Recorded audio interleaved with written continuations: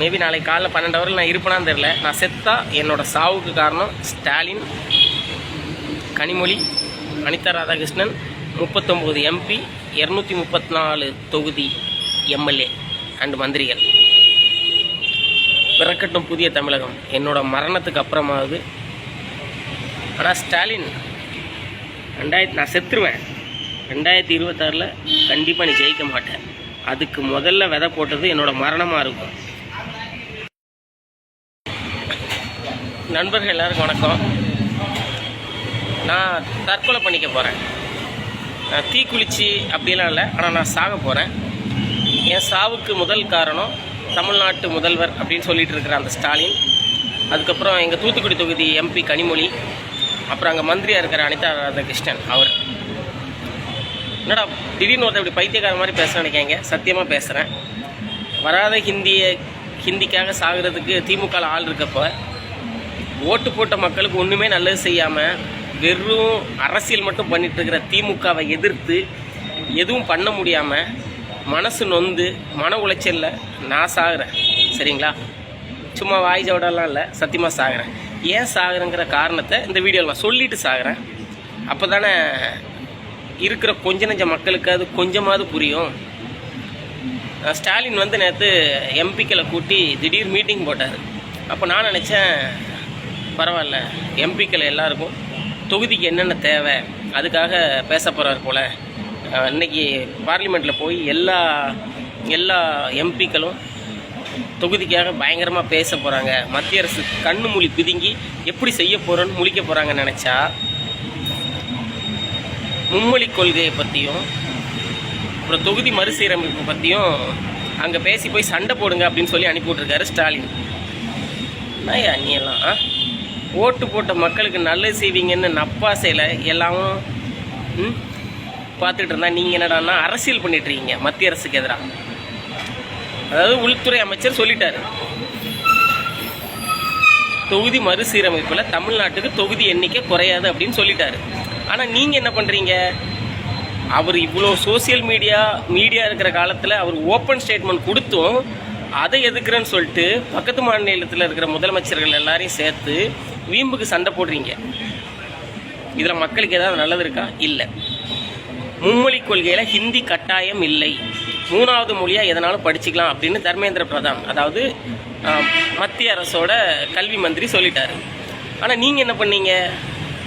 கையில் கருப்பு கலர் பெயிண்ட்டை பார்த்து வைக்கிட்டு எல்லா ரயில்வே ஸ்டேஷன்லேயும் போய் ஹிந்தி அழிக்கிறேன்னு சொல்லிட்டு கடைநல்லூரில் இங்கிலீஷை அழித்து கேவலமாக தற்கூரிகளை வச்சு காமெடி ட்ராமா பண்ணுறீங்க. இல்லை, எனக்கு புரியலை. தொகுதி மறுசீரமைப்பு விட்டு தள்ளலாம். ஒருவேளை மத்திய அரசு தொகுதி மறுசீரமைப்பு பண்ணி நம்மளோட 39 தொகுதிகளை குறைச்சி 30ஆவோ 35ஆவோ ஆக்கினா அன்னைக்கு நீங்கள் அந்த அறிவிப்பு வந்தப்போ நீங்கள் வந்ததுக்கப்புறம் நீங்கள் போராடல நியாயம் இருக்குது. ஆனால் அப்படி ஒன்று நடக்கவே நடக்காது அப்படின்னு சொல்லிட்டு உள்துறை அமைச்சர் சொன்னதுக்கு அப்புறமும் நீங்கள் போலியாக போராடுறீங்க. இந்த கூமுட்ட மக்கள் அதையும் நம்புகிறாங்க. சரி, மும்மொழி கொள்கையில் ஹிந்தி கட்டாயம் இல்லை, 3வது மொழியாக தெலுங்கோ, மலையாளமோ, கன்னடாவோ, ஃப்ரெஞ்சோ, IELTS, யூரோப், US எந்த இங்கிலீஷ்னாலும் படிச்சுட்டு போகிறாங்க அப்படின்னு சொன்னதுக்கப்புறமும் ஹிந்தி எதுக்குன்னு சொல்லி நீங்கள் ட்ராமா பண்ணுறீங்க. அதையும் இந்த கூமுட்ட மக்கள் நம்புவாங்க. நான் சாகிற காரணத்தில் இது ஒன்று என்ன அப்படின்னா, இவ்வளோ சோசியல் மீடியா வளர்ந்த காலத்திலேயே நீங்கள் இந்த அளவுக்கு பொய் புரட்டு பண்ணி இந்த கறி கஞ்சிக்கும் பிரியாணிக்கும் கோட்டருக்கும் 500 ரூபா பணத்துக்கு அலைஞ்ச அந்த மக்களை வச்சுட்டு தமிழ்நாட்டை இப்படி சூறையாடி கொள்ளையடித்து முட்டாளாக்கிட்டு இருக்கீங்களே. இதெல்லாம் பார்த்துட்டு நானும் உயிர் வாழணுமா? எனக்கும் ஆசை தான் பகத்சிங் மாதிரி, கொடிகாத்த குமரன் மாதிரி போராடணும் அப்படின்னு. வீடியோ போட்டாலே அரெஸ்ட் பண்ணுறீங்களே. எனக்கு தெரிஞ்சவன், என் சொந்தக்காரன், என் குடும்பத்தில் உள்ளவன், என் அப்பா அம்மா எல்லாரும் கேட்குறாங்க. எல்லாரும் பொத்திட்டு இருக்கிறப்ப நீ மட்டும் ஏன்டா ஊருக்காக தொகுதிக்காக பேசி போகிற அப்படின்னு. என்ன பண்ணுறது? 17 வயசில் கம்யூனிஸ்ட் மீட்டிங்கில் மக்களுக்காக திருச்செந்தூர் காமராஜர் சிலைக்கு கீழே நின்று பேசினேன். அன்னைக்கு அரசியல் ஞானம். 37 வயசு ஆகுது. இந்த வயசுலேயும் அரசியல் படிச்சுட்டேனே. கம்யூனிசம் தான் அந்த உலகத்திலே பெஸ்ட்டுன்னு நினச்சிட்டு வந்தேன். ஆனால் எனக்கு கொஞ்சம் அறிவு வளர்ந்து எனக்கு ஒரு 25 வயசு ஆகிறப்ப கம்யூனிசம் பெஸ்ட்டு தான். ஆனால் இங்கே இருக்கிற கம்யூனிஸ்ட்டுங்க பண்ணிகிட்டு இருக்கிறது ப்ராஸ்டியூஷன் தெரிஞ்சப்போ கம்யூனிசம் வெறுத்து போச்சு. யாராவது நல்லது பண்ணுவாங்களா, தமிழ்நாட்டுக்கு வருவாங்களா அப்படின்னு எதிர்பார்த்து வயசானது தான் மிச்சம். போன 10 வருஷம் ஏடிஎம்கே ஆட்சியில் இருந்தாங்க, ஜெயலலிதா அம்மா இருந்தாங்க, எடப்பாடி இருந்தாங்க. அப்போல்லாம் மக்களுக்கு பெருசாக நல்லது நடந்ததா இல்லை அவங்க என்ன செஞ்சாங்க, இது கேள்விக்குறி இருக்கட்டும். அவங்க நல்லது செஞ்சாங்க போட்டும். ஆனால் மத்திய அரசு கூட சண்டை போட்டு மொழியை வச்சியும் படிப்பை வச்சியும் எந்த அரசியலும் பண்ணல. திமுக ஆட்சிக்கு வந்தால் மட்டும் மொழி, ஜாதி, மதம், அரசியல் இதெல்லாம் வச்சு ஏன் இப்படி பண்ணிட்டு இருக்கிறீங்க? இல்லை நான் ஸ்டாலின் அப்பான்னு வேற கூப்பிடணுமா? இந்த கேவலமான பிறவி நான் எதுக்கே அப்பான்னு கூப்பிடணும்? சரி, நான் கேட்குற கேள்விக்கு பதில் சொல்லுங்கள். எம்பிக்களோட வேலை என்ன? கனிமொழி, அதாவது தமிழ்நாடு முதல்வரின் தகைசால் சகோதரி, இனமான மிகு கனிமொழி, போன வீடியோ ஒரு தடவை போட்டப்போ நான் அரெஸ்ட் பண்ணி ஸ்ரீவைகுண்டம் ஜெயிலில் 31 நாள் வச்சுருந்தீங்க. நான் கேட்டது எதுவுமே செய்யலை. இப்போது நான் திரும்ப கேட்குறேன். மத்திய அரசுல ஏகப்பட்ட திட்டங்கள் இருக்குது. நீங்கள் நாடாளுமன்றத்தில் போய் மத்திய அரசுக்கிட்ட திட்டங்களை கேளுங்க.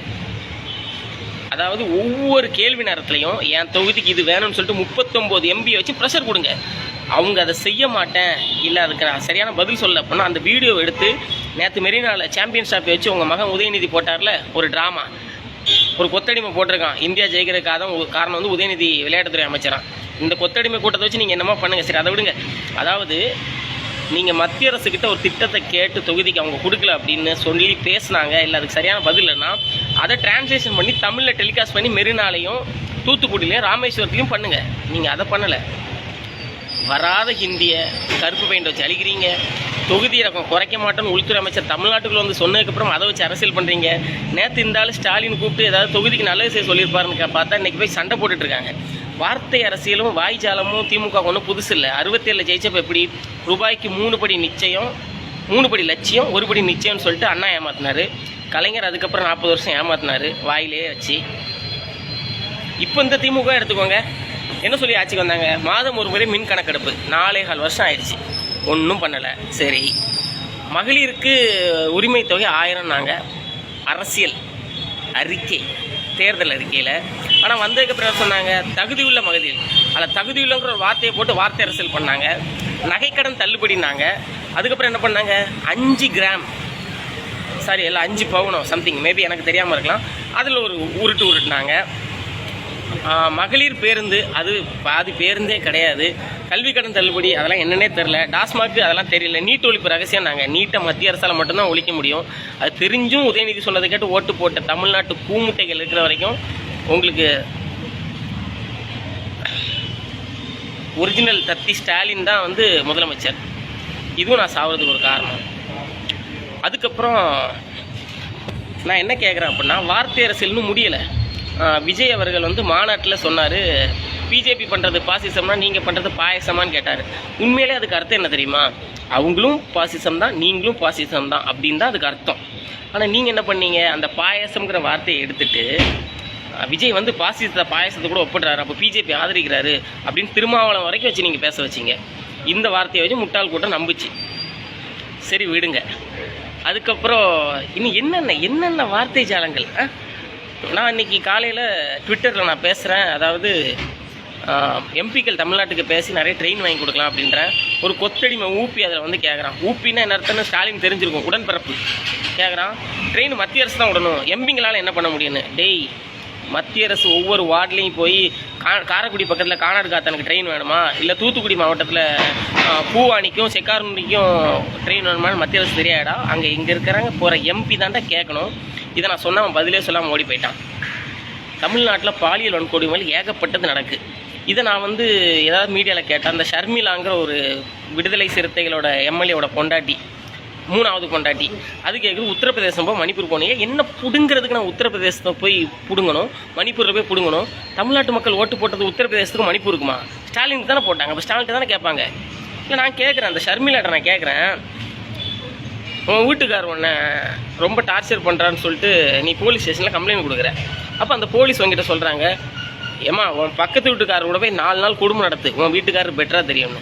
அது எப்படி சரியாகும்? இந்த மாதிரி எத்தனை வார்த்தை அரசியல்கள்.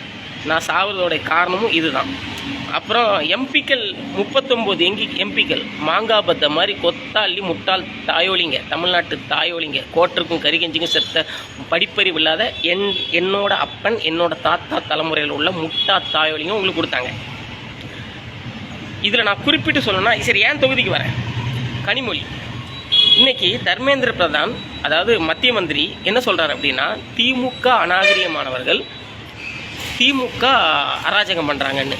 நீங்கள் என்ன சொல்கிறீங்க எங்கள் மீடியாவில் வச்சு தமிழ்நாட்டுக்காரங்க அநாகரிகம், தமிழ்நாட்டுக்காரங்க அராஜகம் பண்ணுறாங்கன்னு பொய் ஊதி சன் டிவி அதை ஊதி போராட்டமும் சாயங்காலம் 4-3 மணிக்கெலாம் பண்ண ஆரம்பிச்சிட்டிங்க. இதெல்லாம் தேவைங்களா? எவ்வளோ கேவலம் இல்லை? சோசியல் மீடியா இருக்கிறப்ப இதெல்லாம் நீங்கள் பண்ணீங்கன்னா எவ்வளோ தப்பு தெரியுமா? கடைசியாக நீங்கள் மக்களுக்கே எதுவுமே பண்ண மாட்டீங்கல்ல. விக்கு வச்சுக்கிட்டு வீடியோ எடுத்துக்கிட்டு ஃபோட்டோ ஷூட் நடத்திக்கிட்டு இதெல்லாம் தப்பு இல்லைங்களா? தூத்துக்குடி பேரூராட்சிக்கே தகுதி இல்லாத ஒரு ஊராக இன்றைக்கி இருக்குது. ஹார்பர் இருக்குது, தொழிலாளர் இருக்குது, எல்லாம் இருக்குது. ஆனால் அடிப்படை வசதிகள் அது பஞ்சாயத்து போர்டு கூட கிடையாது. அதை மாநகராட்சியாக அறிவிச்சிங்க, வரியை பிடுங்குனீங்க, எல்லா டேக்ஸையும் ஏற்றுனீங்க. தூத்துக்குடி ஊரில் காலையில் 6:55க்கு பாலரி வண்டி வந்து நிற்கும். அதுக்கப்புறம் வண்டி சாயங்காலம் தான். கிட்டத்தட்ட 12 மணி நேரம் தூத்துக்குடி ஊரில் ட்ரெயினே கிடையாது. இதை கனிமொழி என்னைக்காவது அங்கே பேசியிருக்காங்களா? இதை நான் கேட்டால் ஒரு கொத்தடிமை சொல்கிறேன், கனிமொழி எப்படியா ட்ரெயின் விடுவாங்க? கனிமொழி பேசினா தாண்டா ட்ரெயின் விடுவாங்க. நான் இந்தியாவில் ஒரு 4 வருஷமாக 29 ஸ்டேட் போயிட்டேன். கிட்டத்தட்ட தமிழ்நாட்டில் எந்தெந்த ஊரில் எந்தெந்த ட்ரெயின் நம்பர் எப்போ டைமில் கிளம்புற வரைக்கும் எனக்கு எல்லாமே தெரியும். அதனால் அந்த முட்டாள் கோமாளிகள், எங்கள் அப்பா, எங்கள் அம்மா, எங்கள் தாத்தா காலத்தில் உள்ள கோமாளிகளை ஏமாற்ற மாதிரி என்னை ஏமாற்ற முடியாது. ஒரு சின்ன உதாரணம், துரை வைகோ வாரிசு உரிமை அடிப்படையில் வந்த துரை வைகோ சிகரெட் வியாபாரி. விஜய் எதுக்கிறதுலே மும்முரமாக கலப்பணி ஆற்றிட்டு இருக்காரு. ஏய் துரை வைகோ, திருச்சியில் காலைல 7:20க்கு ஒரு வண்டி கிளம்புதுடா ஈரோடு கோயம்புத்தூர் மார்க்கத்துக்கு ட்ரெயின். அதை விட்டால் மத்தியானம் 1 மணிக்கு தான் பாலக்காடு எக்ஸ்பிரஸ் இருக்குது. கிட்டத்தட்ட 6 மணி நேரம் அங்கே வண்டியே கிடையாது. நீ என்னைக்காவது தொகுதிக்கு பேசுறியா? இல்லை ஈரோடுலேருந்து அந்த பாலக்காடு மார்க்கம் வரல கரூர்னு ஒரு தொகுதி இருக்குது. கரூருக்கு இதே நிலைமை. அதாவது துரை வைகோ, கனிமொழி இவங்கெல்லாம் வாரிசு அடிப்படையில் எம்பி ஆனால் கூட அந்த கரூரில் ஜோதிமனு ஒன்று இருக்குது, பெரிய ட்ராமா குயின். மக்கள் பிரச்சனைக்கு இன்னும் பேசினதே கிடையாது. திருத்தணியில் காமராஜர் மார்க்கெட்டு, ஐயா படிக்காத மேதை காமராஜர் மார்க்கெட்டை வந்து கலைஞர் பேரை மாற்ற போகிறேன்னு சொல்லி அறிவிப்பு வந்தப்போ இந்த காங்கிரஸில் இருக்கிற அந்த ஜோதிமணி என்னத்தை கிழிச்சுதுன்னு தெரில. கரூர்லேருந்து நல்ல ட்ரெயின் கிடையாது. திருச்சிலேருந்து ஈரோடு கோயம்புத்தூர் மார்க்கெட்டுக்கு ட்ரெயினே கிடையாது பகலில். தூத்துக்குடிலேருந்து கிட்டத்தட்ட 12 மணி நேரம் ட்ரெயினே கிடையாது. இதில் மாநகராட்சி ஒரு கேடு தூத்துக்குடிக்கு. என் ஊர் திருச்செந்தூர்லேருந்து ஒரு 2 ட்ரெயின் போகுது, செந்தூரும் பாலக்காடும். அப்போது திருநெல்வேலிக்கு அடிக்கிறாங்க. வள்ளியூர் மார்க்கமாக நாகர்கோவிலுக்கு ட்ரெயின் விடணும். அதை கனிமொழி கழிஞ்ச 5 வருஷத்துலேயும் பிடுங்கலை, இப்போவும் பிடுங்க போகிறதில்ல. இது போக தூத்துக்குடிக்கு நேரடி ரயில்வே விடலாம், அதையும் கிழிக்கலை. எக்ஸ்ட்ரா 2 ரயில் பெங்களூர் கோயம்புத்தூர் வாங்கி கொடுக்கலாம், அதையும் கிழிக்கலை. என்னடானா அங்கே போய் அண்ணா பிடுங்கினாரு, உதயநிதி பிடுங்கினாரு, ஸ்டாலின் பிடுங்கினாருன்னு வாழ்க பிடிங்கிட்டு இருக்கீங்க, தயாநிதி மாறன் உட்பட. அதுக்கப்புறம் அந்த ஒரு மேக்கப் போட்டு ஒரு கிளவி அரைமை லதாவா சுமதி, அதுதான் இன்றைக்கி தர்மேந்திர பிரதான் கிட்ட பிரச்சனை பண்ணி வச்சுங்க. தென் சென்னை தொகுதிக்குள்ளே ரோடு நல்லா இருக்கா? முதல்ல நான் கண்டிப்பாக சாவேன். அதாவது இல்லாத ஹிந்தியை எதிர்த்து சாவுறதுக்கு கொத்தடிமை கூலிப்பட திமுக இருக்கிறப்போ 40 எம்பி, பாண்டிச்சேரி தவிர்த்து 39 எம்பி, 234 சட்டமன்ற உறுப்பினர். இதில் என் தொகுதியில் ஒரு மினிஸ்டர் வேறு, அனிதா ராதாகிருஷ்ணன். நீங்கள்லாம் நல்லது பண்ணாத காரணமாக வச்சு நான் சாவுறேன். செத்த அது மாறிடுமான்னு கேட்காதீங்க. மாறுதா இல்லையான்னு தெரியாது. ஆனால் இல்லாத ஹிந்திக்கு ஒருத்தன் சாவுறப்ப நல்லதே நடக்காத தொகுதிக்காக நான் செத்து தான் இருக்கட்டும். என் குடும்பம், என் சொந்தக்காரங்க எல்லோரும் கேட்குறாங்க. போன தடவை ஸ்ரீவைகுண்டத்தில் அரெஸ்ட் பண்ணி வச்சப்போ வார்டன் கூட கேட்டார், டே எல்லாரும் பொத்திட்டு இருக்காங்களே, நீ ஏன்டா பொத்திட்டு இருக்க முடியல? இருக்க முடியலையே, மன உளைச்சல் அதிகமாகுது. சோசியல் மீடியா காலத்தில் இப்படி ஏமாத்துறானுங்களே இந்த புறம்போக்கு ஃப்ராடு பசங்க. மத்திய அரசோட நவோதயா திட்டம், ட்ரெயின்கள் வாங்கி கொடுக்கலாம், பிரதம மந்திரியோட வீடு கட்டி கொடுக்குற திட்டம் இருக்குது. இதெல்லாம் தூத்துக்குடி தொகுதியில் நடந்தாவே தெரியல, கரூரில் சுத்தமாக இல்லை. நண்பர்களே, சத்தியமாக நான் சாக போகிறேன். அதாவது என்னென்னா, நான் வந்து கிட்டத்தட்ட ரொம்ப நாள் அடக்கி வச்சிருந்தேன். இது வரைக்கும் நான் எந்த போஸ்ட்டுக்கு லைக் பண்ணுங்கள், ஷேர் பண்ணுங்கள், கமெண்ட் பண்ணுங்கன்னு சொன்னதே இல்லை. அரசியல், சினிமான்னு எல்லாத்தையும் எழுதுவேன் விமர்சனம் வரைக்கும். ஆனால் முதல் தடவையாக சொல்கிறேன், ஈழம் வராதுன்னு சொல்லிட்டு செங்கொடி, முத்துக்குமார் 2 பேரும் செத்து போனாங்க. அவங்க முட்டாள் தான். நான் நேற்று வரைக்கும் அப்படி தான் நினச்சேன், அவங்க முட்டாள் அப்படின்னு. அதுக்கப்புறம் 67 ஹிந்திக்கு எதிராக நிறைய பேர் செத்து போனாங்க. ஆனால் திமுக குடும்பத்தில் ஒருத்தனும் சாகலை. அதாவது கல்வித்துறை அமைச்சர் மகேஷ் பையன் ஃப்ரெஞ்சு படிக்கிறானா, உதயநிதி பையன் ஃபாரினில் போய் படிக்கிறானா, சூர்யா அவங்களுக்குலாம் சொம்பு தூக்கிட்டு வர்றாருல சூர்யா, சிவகுமார் மகன், அவங்க பிள்ளைங்க படிப்புக்காக மகாராஷ்டிரா போயிட்டாங்க. இதை நான் வந்து ட்விட்டரில் போஸ்ட்டாக போடுறேன். அப்போ கீழே வந்து ஒரு கொத்தடிமை போடுறான், பணம் இருக்கிறவன் எத்தனை மொழி வேணால் படிச்சுட்டு போகிறான், பணம் இல்லாதவங்களுக்கு நமக்கு அரசு பள்ளி இருக்குல்ல அப்படின்றான். அதாவது அவனோட தேவை என்ன, அவன் என்ன கற்றுக்கணுங்கிறது கூட அவன் மண்டையில் ஏறாத அளவுக்கு நீங்கள் அதை நார்மலைஸ் பண்ணி வச்சுருக்கீங்க. That means you people did sing to our Tamil people. ஒருவேளை நான் செத்து போயிட்டேன் அப்படின்னா அது காரணம் கண்டிப்பாக முதலமைச்சர் பேரை கூட ப்ரொபகண்டா ஸ்டாலின், கனிமொழி, அனிதா ராதாகிருஷ்ணன், கீதா ஜீவன், அது போக இங்கே இருக்க 39 எம்பிக்கள் தான் காரணம். நாளை காலையில் என்னோடய பணம் வந்து எங்கே இருக்குங்கிறத யார்கிட்ட எப்படியாவது என் வீட்டுக்கு தெரிஞ்சிடும். என் பணத்தை மார்ச்சூரிலேருந்து போஸ்ட்மார்ட்டம் பண்ணி அனுப்பிடுவாங்க. நான் செத்ததுக்கப்புறம் ஏதாவது நிதி கொடுக்குறேன், ஸ்டாலின்கிட்ட சொல்கிறேன், நிதி கொடுக்குறேன், என் வீட்டில் ஒருத்தனுக்கு அரசு வேலை கொடுக்குறேன் அப்படின்னு சீனக்கீனை போட கள்ளச்சாராயம் கொடுத்துருக்கு 10,000 கொடுத்த முல்லைக்கு தேர் கொடுத்த பாரி வேந்தனோட மகனே என் வீட்டில் எவனுக்கு அரசியல் வேலை வந்தான். என் வீட்டில் எல்லோரும் உழைச்சி பிழைக்கிறாங்க. எங்கள் அப்பா கவர்மெண்ட் ஸ்டாஃப் தான்.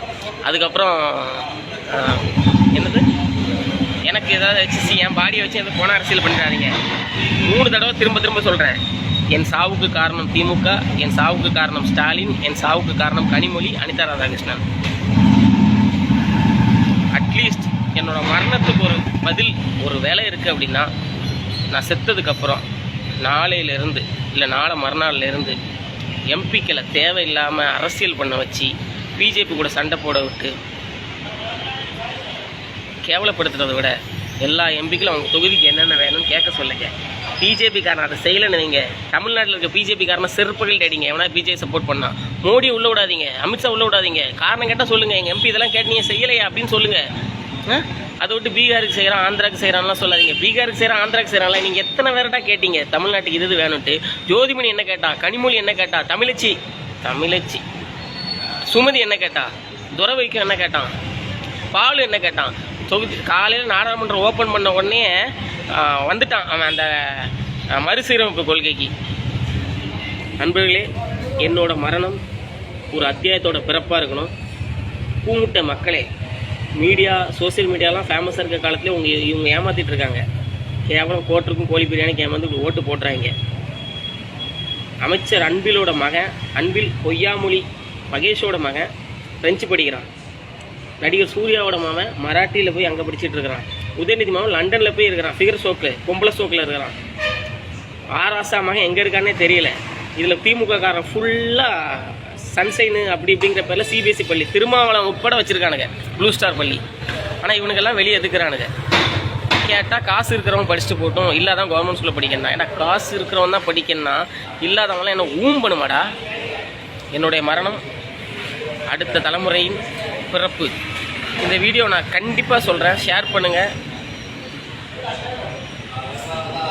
வாடகை அப்பா ஸ்டாலினு, செங்கல் சைக்கோ உதயநிதி கண்ணில் படம் வரைக்கும் ஷேர் பண்ணுங்கள். நான் இந்த வீடியோ கேட்ட எது தப்பா சரியா என்னங்கிறத கண்டிப்பாக தயவு செஞ்சு கமெண்ட் பண்ணுங்கள். நான் இது வரைக்கும் எந்த வீடியோக்கு எந்த போஸ்ட்டுக்கு நான் கேட்டதில்ல, ஃபஸ்ட் டைம் கேட்குறேன். ஏன் அப்படின்னா என்னோடய மனசில் இருக்கிறத எத்தனை பேர் மனசில் பிரதிபலிக்க எனக்கு தெரியணும்.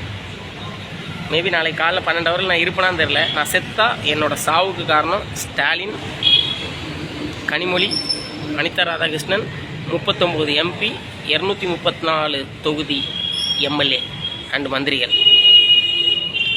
பிறக்கட்டும் புதிய தமிழகம். என்னோட மரணத்துக்கு அப்புறமாவது.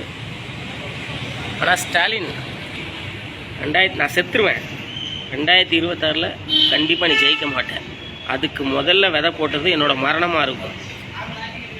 91, 92 எலெக்ஷனில் 2 சீட் வாங்க திமுக, ராஜீவ்காந்தி செத்தப்ப. அது ஒரு பரிதாப சாவு. அந்த பரிதாபத்தில் ஏடிஎம்கே வாங்கிக்கலாம். என்னோட சாவு ஒரு பொது ஜனநாயகனோட ஒரு மனுஷனோட வழி. இந்த மொத்த கூமுட்டைகளை மாற்றி ஒரு தொகுதி கூட கிடைக்காது. 200 நிச்சயம் வெல்வோம் சத்தியம் சொன்னீங்கல்ல, ஒரு தொகுதி கிடைக்காது. இது என்னோட பணத்து மேலே நான் எழுதி வச்சு சொல்கிறேன். சவால். பாரத் மாதா கி ஜெய், தமிழன்னை வாழ்க. ஐயா திருவள்ளுவன் பாரதி புகழோடு. திமுக ஒழிய, ஸ்டாலின் ஒழிய, மக்களை ஏமாற்றும் புறம்போக்குகள் ஒழிய.